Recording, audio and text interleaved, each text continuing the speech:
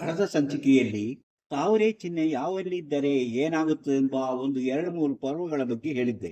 ಅದು ನಿಮಗೆ ಗೊತ್ತಿರಬಹುದು. ಅಂದರೆ ಈ ಲೋಟಸ್ ಸೈನ್ ಇದೆಯಲ್ಲ, ಅದು ಯಾವ ಮೌಂಟಲ್ಲಿ ಅಂದರೆ ಯಾವ ಪರ್ವದಲ್ಲಿ ಇದ್ದಾಗ ನಮಗೆ ಹೆಚ್ಚಿನ ಹಣಕಾಸು ಬಂದು ಸೇರುತ್ತದೆ, ನಮಗೆ ಅದರ ಉಪಯೋಗ ಆಗುತ್ತದೆ ಎಂಬುದನ್ನು ನಾವು ಇವತ್ತು ಪೂರ್ಣವಾಗಿ ತಿಳಿಯೋಣ. ಕಳೆದ ವಾರ ಒಂದು 2-3 ಬಗ್ಗೆ ಜೊತೆಯಲ್ಲೇ ಹೇಳಿದ್ದೆ. ಅದೇ ರೀತಿ ಹಣ ವಶೀಕರಣ ಮಾಡುವುದು ಹೇಗೆ, ಹಣವನ್ನು ನಾವು ಯಾವ ರೀತಿ ವಶೀಕರಣ ಮಾಡಬಹುದು ಎಂಬ ವಿಚಾರವನ್ನು ತಿಳಿದುಕೊಳ್ಳೋಣ. ಇಂಥ ವಿಚಾರಗಳು ನಮ್ಮ ಜೀವನಕ್ಕೆ ತುಂಬ ಅವಶ್ಯಕವಾದದ್ದು. ನಾವು ಯಾವುದೇ ರೀತಿಯಲ್ಲೂ ನಮ್ಮ ಹಣಕಾಸಿನ ವಿಷಯದಲ್ಲಿ ನಮ್ಮ ಹಸ್ತವನ್ನು ಪರಿಶೀಲಿಸುವಾಗ ಹಣ ಬರುವುದು ಯಾವ ಕಡೆಯಿಂದ, ಅಂತಹ ಚಿಹ್ನೆಗಳು ಎಲ್ಲಿದೆ ಎಂಬುದನ್ನು ನೋಡ್ತೇವೆ. ಅದೇ ರೀತಿ ಹಣ ವಶೀಕರಣ ಮಾಡುವುದು ಹೇಗೆ ಎಂಬ ವಿಚಾರವನ್ನು ಹೇಳ್ತೇವೆ. ಇದನ್ನೆಲ್ಲವನ್ನು ತಿಳಿದುಕೊಳ್ಳೋಣ. ಅದಕ್ಕಿಂತ ಮೊದಲು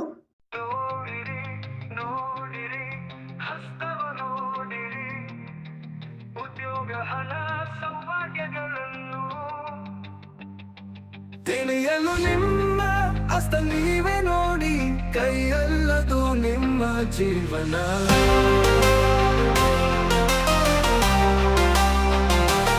ಎಲ್ಲರಿಗೂ ನಮಸ್ಕಾರ. ಮಾಣಿಯ ಟೈಮ್ಸ್ ಯೂಟ್ಯೂಬ್ ಚಾನಲ್ಗೆ ಎಲ್ಲರಿಗೂ ಸ್ವಾಗತ. ಇಂದು ನಾನು ಹೇಳಿದೆ ನಿಮಗೆ ನಮ್ಮ ಕೆಲವು ಲೋಟಸ್ ಚಿಹ್ನೆಗಳು ಅಂದರೆ ತಾವರೆ ಚಿಹ್ನೆಗಳು ಹಸ್ತದಲ್ಲಿ ಯಾವ ಮೌಂಟಲ್ಲಿ ಯಾವ ಪರ್ವದಲ್ಲಿದ್ದಾಗ ಏನಾಗುತ್ತದೆ ಎಂಬುದನ್ನು ತಿಳಿದುಕೊಳ್ಳೋಣ ಎಂದು ಹೇಳಿದ್ದೆ. ಇದು ಧನಶಕ್ತಿಯನ್ನು ಹೆಚ್ಚುತ್ತದೆ. ಧನಶಕ್ತಿ ಅಂತ ನಿಮಗೆ ಗೊತ್ತು. ಧನ ಅಂದರೆ ಹಣ, ಹಣದ ಪ್ರಭಾವ ಇದರ ಮೇಲೆ ಹೆಚ್ಚಾಗಿ ಕಂಡುಬರುತ್ತದೆ. ಅಂದರೆ ಈಗ ನಾನು ಹೇಳಿದೆ, ಕೆಲವು ಪರ್ವದಲ್ಲಿ 5 ಎಸಳುಗಳಿರುವಂತಹ ತಾವರೆ ಚಿಹ್ನೆ ಇರುತ್ತದೆ. ಆದರೆ ಅಪರೂಪವಾಗಿ ಕೆಲವರಲ್ಲಿ ಮಾತ್ರ ಇಂತಹ ಚಿಹ್ನೆಗಳು ಕಾಣುವುದು. ಮತ್ತೆಲ್ಲವೂ 3 ಎಸಳುಗಳಿರುವಂತಹ ಚಿಹ್ನೆಗಳೇ ಹೆಚ್ಚಾಗಿ ಕಂಡುಬರೋದು. ಹಾಗೆ ಆ ಎಸಳುಗಳು ಹೆಚ್ಚಾಗಿದ್ದಾಗ ಅದರ ಪವರ್ಫುಲ್ ಆಗಿರುತ್ತದೆ, ಅದು ಹೆಚ್ಚಿನ ಶಕ್ತಿ ಹೊಂದಿರುತ್ತದೆ. ಆದ್ದರಿಂದ ಹಣಕಾಸಿನ ಆಗಮನ ಚೆನ್ನಾಗಿರುತ್ತದೆ ಎಂದು ತಿಳಿಯಬಹುದು. ಅಂದರೆ ಲೋಟಸ್ ಅಂದರೆ ಏನು? ತಾವರೆ ಹೂವಿನ ಚಿಹ್ನೆ. ತಾವರೆ ಹೂವಿನ ಚಿಹ್ನೆ ಯಾವ ಪರ್ವದಲ್ಲಿದ್ದಾಗ ನಮಗೆ ಹೆಚ್ಚು ಹಣಕಾಸು ಬರುತ್ತದೆ, ನಾವು ಬಯಸಿದ ಹಾಗೆ ಹಣ ಒಂದು ಸೇರುತ್ತದೆ ಎಂಬುದನ್ನು ತಿಳಿಯೋಣ.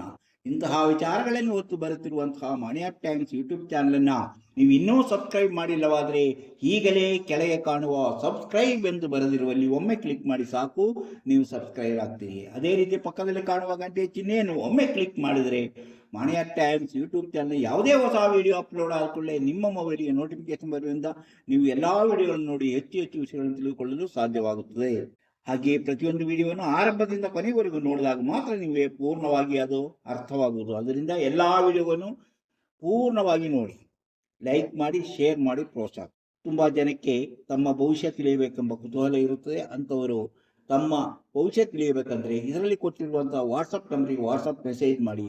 ಕೂಡಲೇ ನಾವು ನಿಮಗೆ ಏನು ಮಾಡಿದರೆ ನಿಮ್ಮ ನಿಖರವಾದ ಭವಿಷ್ಯ ತಿಳಿಯಲು ಸಾಧ್ಯ ಎಂಬುದನ್ನು ತಿಳಿಸುತ್ತೇವೆ. ಅದರಂತೆ ಮುಂದುವರೆದರೆ ನಿಮ್ಮ ಪೂರ್ಣ ಭವಿಷ್ಯ ಹುಟ್ಟಿದಾಗಿನಿಂದ ಕೊನೆಯವರೆಗೆ ಏನೇನು ಸಮಸ್ಯೆ ಬರುತ್ತೆ, ಆ ಸಮಸ್ಯೆಗೆ ಪರಿಹಾರ ಏನು ಎಂದ ಎಲ್ಲ ವಿಚಾರವನ್ನು ತಿಳಿಸುತ್ತೇವೆ. ಇದು ನಂಬಿಕೆ ಮತ್ತು ಆಸಕ್ತಿ ಇರುವವರಿಗಾಗಿರುವ ಮಾತ್ರ ಕಾರ್ಯಕ್ರಮ. ಇದರಲ್ಲಿ ನಂಬಿಕೆ ಇಲ್ಲದವರು ಈ ವಿಡಿಯೋ ನೋಡಿ ಸುಮ್ಮನೆ ಮನಸ್ಸಿಗೆ ಬಂದ ಹಾಗೆ ಏನೇನೋ ತಿಳಿದುಕೊಳ್ಳಬೇಡಿ ಎಂದು ಮತ್ತೊಮ್ಮೆ ಹೇಳ್ತಿದ್ದೇನೆ. ಈಗ ನಾನು ವಿಷಯ ಏನು, ಈಗ ನೋಡಿ, ಬುಧ ಪರ್ವದಲ್ಲಿ ನಾನು ಮೊನ್ನೆನೇ ಹೇಳಿದೆ, ಬುಧ ಪರ್ವದಲ್ಲಿ ತಾವರೆ ಚಿಹ್ನೆ. ಬುಧ ಪರ್ವದಲ್ಲಿ ತಾವರೆ ಚಿಹ್ನೆ. ಈ ಬುಧ ಪರ್ವದಲ್ಲಿ ತಾವರೆ ಚಿಹ್ನೆ ಇದ್ದರೆ ನೋಡಿ, ತಾವರೆ ಚಿಹ್ನೆ ಬುಧ ಪರ್ವದಲ್ಲಿ ತಾವರೆ ಚಿಹ್ನೆ ಇದ್ದಾಗ ಏನಾಗುತ್ತೆ? ಧನಾಭಿವೃದ್ಧಿಯನ್ನ ತೋರಿಸುತ್ತದೆ. ಹೇರಳವಾಗಿ ಹಣ ಬಂದು ಸೇರುವಂತಹ ಒಂದು ಚಿಹ್ನೆ ಇದಾಗಿದೆ. ಅಂದರೆ ಯಾರ ಹಸ್ತದಲ್ಲಿ ಇಂತಹ ಚಿಹ್ನೆ ಇದೆಯೋ,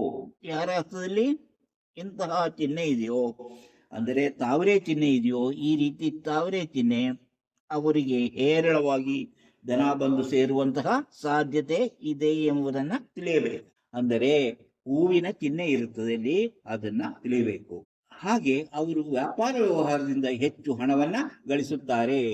ಅವರು ಯಾವುದೇ ವ್ಯಾಪಾರ ಮಾಡಿದ್ರು ಅದರಲ್ಲಿ ಸಕ್ಸಸ್ ಆಗುತ್ತಾರೆ ಎಂಬುದನ್ನು ತಿಳಿಯಬೇಕು. ಈಗ ನೋಡಿ, ಚಂದ್ರ ಪರ್ವದಲ್ಲಿ ತಾವರೆ ಚಿಹ್ನೆ ಇದ್ದರೆ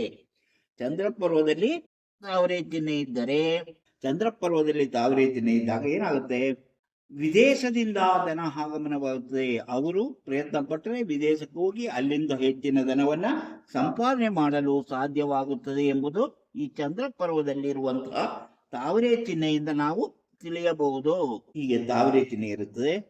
ಅವರು ವಿದೇಶದಲ್ಲಿ ವ್ಯವಹಾರ ಮಾಡಿ ಹೆಚ್ಚಿನ ಧನವನ್ನ ಸಂಪಾದನೆ ಮಾಡುವಂತಹ ಸಾಧ್ಯತೆ ಇದೆ ಎಂಬುದನ್ನ ತಿಳಿಯಬಹುದು. ಇನ್ನು ಸೂರ್ಯ ಪರ್ವದಲ್ಲಿದ್ದರೆ, ಈ ಸೂರ್ಯ ಪರ್ವ ಸರಿ ಹೇಳಿದ್ದೆ ನಾನು.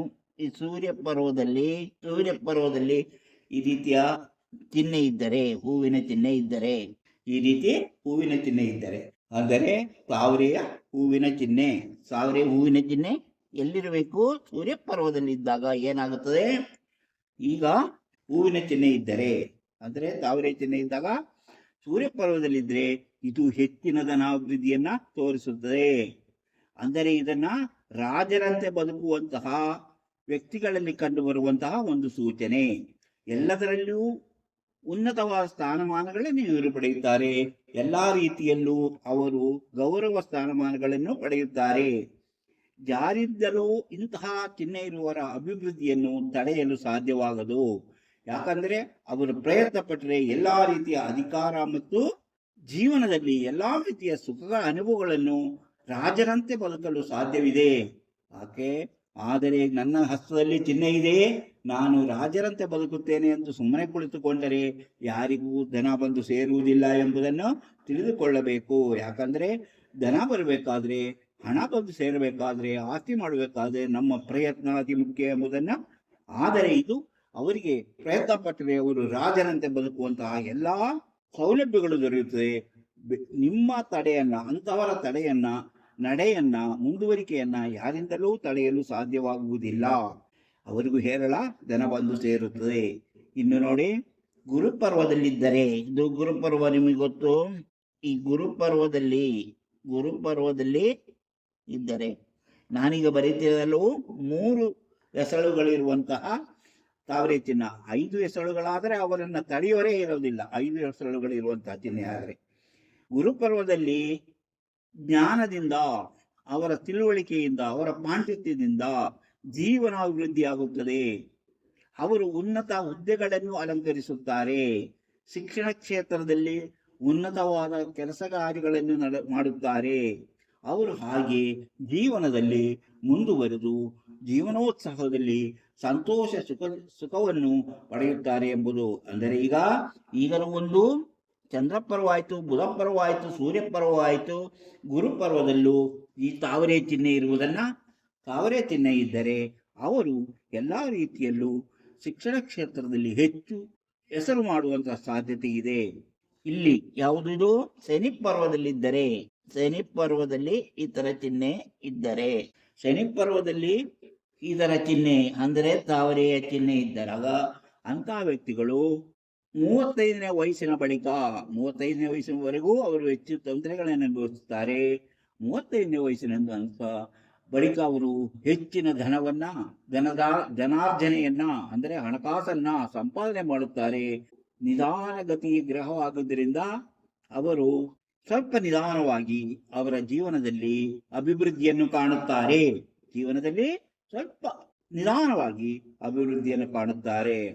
ಯಾಕಂದರೆ ಇವರು ಹೆಚ್ಚು ಆಲಸ್ಯವಾಗಿರುವಂತಹ ಸ್ವಭಾವದವರಾಗಿರುತ್ತಾರೆ. ಆದುದರಿಂದ ಕೆಲಸ ಮಾಡಲು ಅವರಿಗೆ ಹೆಚ್ಚು ಉತ್ಸಾಹ ಕಂಡು ಬರುವುದಿಲ್ಲ. ಆದರೆ 35ನೇ ವಯಸ್ಸಿನ ಬಳಿಕ ಅವರು ಕುದುರೆಯಂತೆ ಎತ್ತು ಓಡುವಂತಹ ಒಂದು ಶಕ್ತಿಯನ್ನು ಪಡೆದಂತೆ ಅವರು ಸಂಘ ಸಂಸ್ಥೆಗಳನ್ನು ಹುಟ್ಟುಹಾಕಿ ಹೆಚ್ಚು ಧನವನ್ನು ಸಂಪಾದನೆ ಮಾಡುವಂತಹ ದಾರಿಯನ್ನು ಕಂಡುಕೊಳ್ಳುತ್ತಾರೆ ಎಂಬುದು ಯಾವುದು? ಶನಿ ಪರ್ವದಲ್ಲಿರುವಂತಹ ತಾವರೆ ಚಿಹ್ನೆ ಅದರ ಸೂಚನೆಯಾಗಿದೆ. ಮಂಗಳ ಪರ್ವದಲ್ಲಿದ್ದರೆ, ಈಗ ಮಂಗಳ ಪರ್ವದಲ್ಲಿ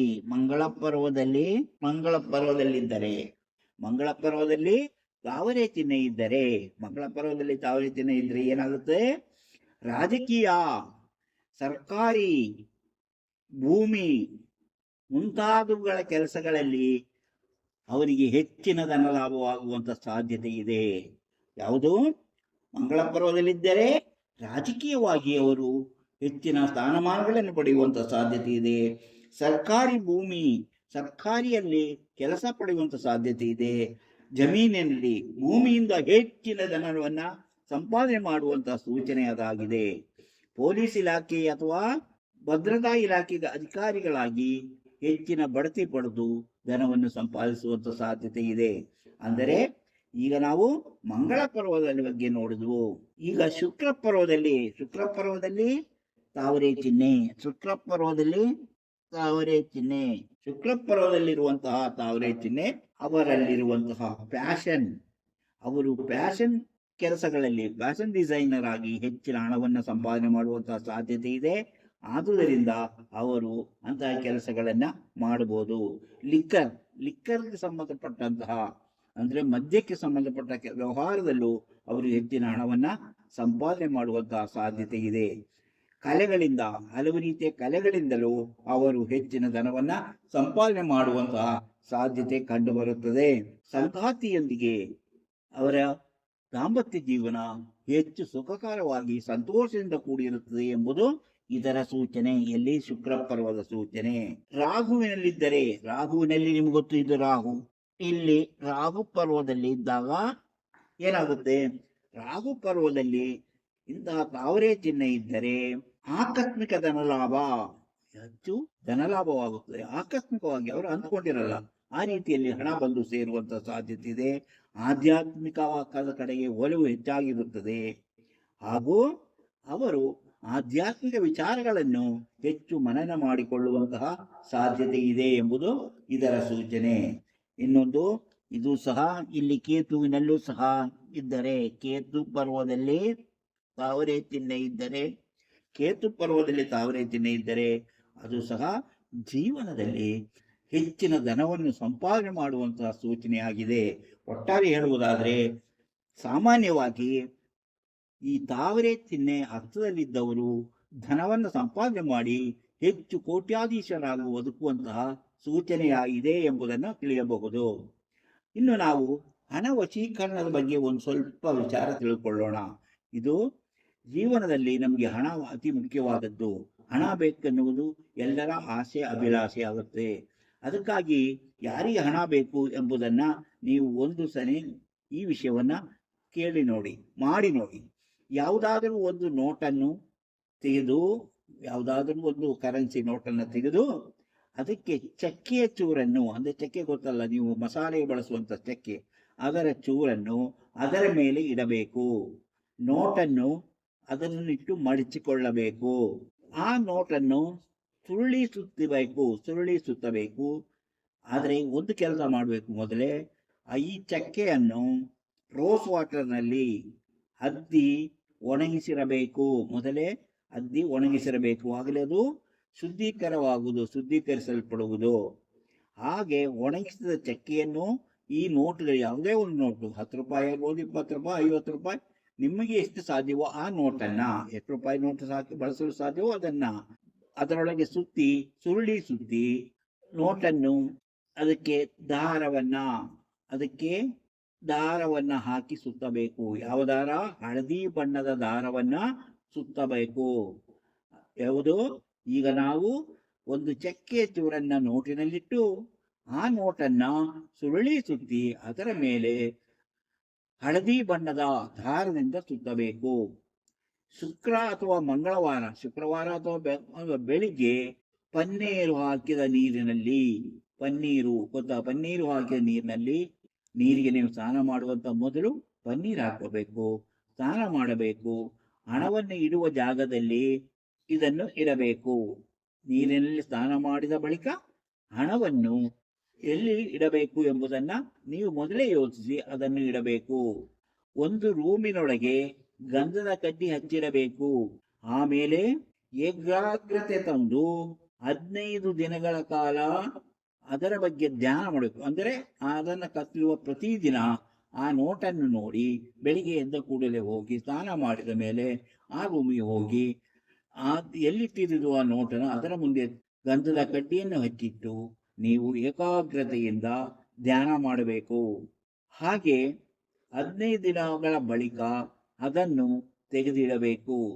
ಮತ್ತೆ ಹೀಗೆ ಮಾಡಬೇಕು. 101 ಸಲ ಇದನ್ನು ಈ ರೀತಿ ಮಾಡಿದ ಮೇಲೆ ಖರ್ಚು ಮಾಡಬಹುದು. ಅಂದರೆ ಈ ಹಣ ವಶೀಕರಣ ಮಾಡುವ ಈ ಪ್ರಯೋಗ ಮಾಡುವಾಗ ನಿಮ್ಮ ಮನಸ್ಸಿನಲ್ಲಿ ಯಾವುದೇ ನೆಗೆಟಿವ್ ಚಿಂತೆಗಳು ಇರಬಾರದು. ಇದು ವ್ಯರ್ಥ ಎಂಬ ಚಿಂತೆ ಇರಬಾರದು. ನಾನು ಹೀಗೆ ಮಾಡುವುದರಿಂದ ಹಣ ಬಂದು ನಿಮಗೆ ಸೇರುತ್ತದೆಯ ಒಂದೇ ಯೋಚನೆಯಲ್ಲಿ ಈ ಕೆಲಸವನ್ನು ಮಾಡಬೇಕು. ಇದನ್ನು ಸರಿಯಾದ ರೀತಿಯಲ್ಲಿ ಮಾಡುತ್ತಾ ಬಂದರೆ, ಚಾಚು ತಪ್ಪದೆ ಮಾಡುತ್ತಾ ಬಂದರೆ ಹಣ ನಿಮಗೆ ದಿನದಿಂದ ದಿನಕ್ಕೆ ನಿಮ್ಮ ದುಡಿಮೆಯಲ್ಲಿ ನೀವು ಕಳಿಸಿದ ಹಣವು ನಿಮ್ಮಲ್ಲಿ ಉಳಿಯುತ್ತಾ ಹೋಗುತ್ತದೆ. ಹಾಗೆ ನೀವು ಹೆಚ್ಚಿನ ಧನವನ್ನು ಆಕರ್ಷಣೆ ಮಾಡಿ ನಿಮ್ಮ ಜೀವನದಲ್ಲಿ ಹಣವಂತರಾಗಿ ಬದುಕುವಂತಹ ಸಾಧ್ಯತೆ ಇದೆ ಎಂಬುದು ಈ ಪ್ರಯೋಗದಿಂದ, ಹಣ ವಶೀಕರಣ ವಿಧಾನದಿಂದ ನೀವು ತಿಳಿಯಬಹುದು. ಆದರೆ ಇದನ್ನು ತುಂಬ ಎಚ್ಚರಿಕೆಯಿಂದ ಮಾಡಬೇಕಾದ ಕೆಲಸ. ಯಾಕಂದರೆ ನೀವು ಅದರ ಬಗ್ಗೆ ನೀವು ಮಾಡೋತ್ತಿಗೆ ನಿಮಗೇ ಅನುಮಾನ ಬಂದುಬಿಟ್ರೆ, ಇದು ಸುಮ್ಮನೆ ವ್ಯರ್ಥ ಎಂಬ ಚಿಂತೆ ಬಂದುಬಿಟ್ರೆ ನಿಮ್ಮಲ್ಲಿ ಅದಕ್ಕೆ ಯಾವ ಶಕ್ತಿ ಇರುವುದಿಲ್ಲ. ನೀವು ಸರಿಯಾದ ರೀತಿಯಲ್ಲಿ ಮಾಡಿ ಅದನ್ನು ಮಾಡುತ್ತಾ ಬಂದರೆ ನಿಮ್ಮ ಕಡೆಗೆ ಹಣ, ನೀವು ದುಡಿದ ಹಣದಿಂದ ಹಣ ದುಡಿದು ಮತ್ತೆ ಹೆಚ್ಚಿನ ಹಣವನ್ನು ಸೇರಿಸಿ ಜೀವನದಲ್ಲಿ ಸಂತೋಷವಾಗಿರಲು ಸಾಧ್ಯವಾಗುತ್ತದೆ. ಯಾವಾಗಲೂ ಇಂಥ ಕೆಲಸ ಮಾಡುವಾಗ ಹಣದ ಬಗ್ಗೆ ಮಾತ್ರ ಯೋಚಿಸಬೇಕೇ ಹೊತ್ತು ಬೇರೆ ಯಾವ ವಿಚಾರವನ್ನು ಯೋಚಿಸಬಾರದು. ಮನಸ್ಸಿನಲ್ಲಿ ಹಣ ಬೇಕು, ಹಣ ಬರುತ್ತದೆ ಎಂಬ ಚಿಂತೆ ಮಾತ್ರ ಇರಬೇಕು. ಹಾಗೆ ಮಾಡಿದಾಗ ಮಾತ್ರ ನಿಮ್ಮ ಜೀವನದಲ್ಲಿ ಯಶಸ್ವಿಯಾಗಲು ಸಾಧ್ಯ. ಇಂತಹ ಹಲವಾರು ವಿಚಾರಗಳಿವೆ. ಅಂತಹ ವಿಚಾರಗಳನ್ನು ಮುಂದಿನ ವಿಡಿಯೋಗಳಲ್ಲಿ ಹೇಳ್ತಾ ಹೋಗ್ತೇನೆ. ಈ ವಿಡಿಯೋವನ್ನು ಈಗಲೇ ಲೈಕ್ ಮಾಡಿ, ಶೇರ್ ಮಾಡಿ, ಪ್ರೋತ್ಸಾಹ ಕೊಡಿ.